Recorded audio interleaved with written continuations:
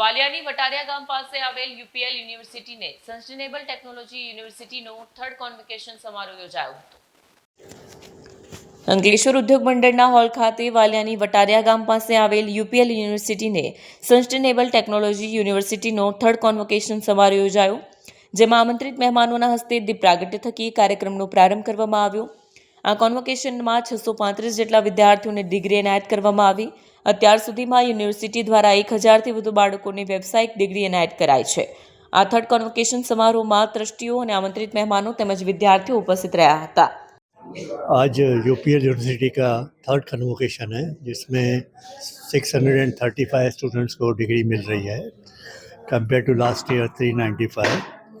और यूनिवर्सिटी जब से बनी है 4 साल पहले अराउंड 1000 स्टूडेंट्स को डिग्री मिल चुकी है. और उसके पहले के अंदर या साइंस कॉलेज था Gujarat, that means around 4000 students हमारे कैंपस 80% भरूच डिस्ट्रिक्ट में जॉब्स कर रहे हैं. और ऐसा एक माहौल फैल गया है कि कहाँ भी आप जाओगे देखिए क्वालिटी वाइज हमारे बच्चे बहुत अच्छा काम कर रहे हैं. इससे हमें गर्व की बात है कि हमारे फैकल्टीज और स्टाफ मेंबर्स स्टूडेंट्स बहुत हार्ड वर्क कर रहे हैं.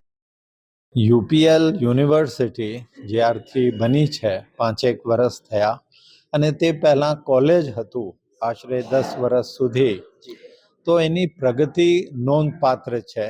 ખાસ કરીને આ વિસ્તારમાં જ્યાં ટ્રાઇબલ એરિયા વધારે છે, આર્થિક રીતે અને શૈક્ષણિક રીતે જે બાળકો અહીં ભણવા આવે છે એનું કેચમેન્ટ થોડું બેકવર્ડ એમ કહી શકાય, અથવા લગભગ 40% વિદ્યાર્થીઓ આ વાલિયા, ઝઘડિયા બાજુના વિસ્તારથી આવે છે.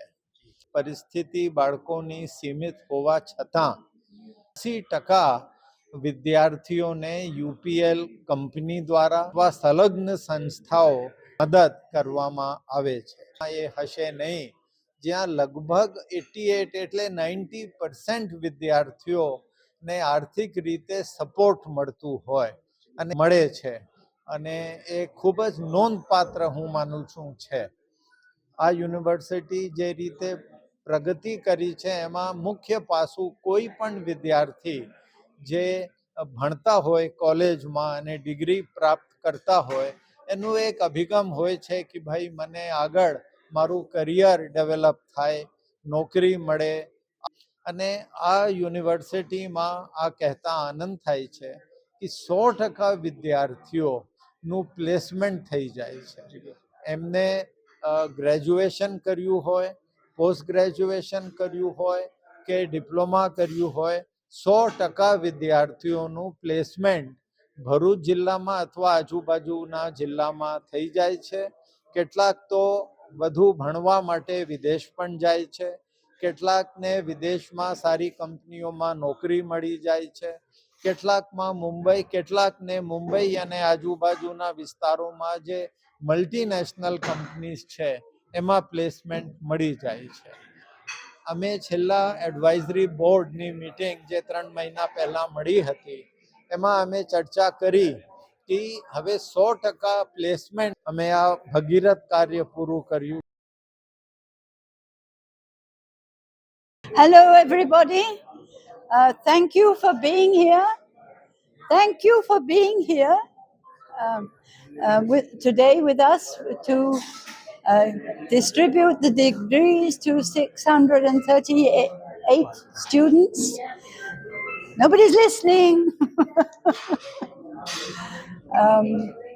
It's a pleasure and it's an honor to be able to educate and give opportunity to students to give a wide choice of particularly degrees which are very important to industry.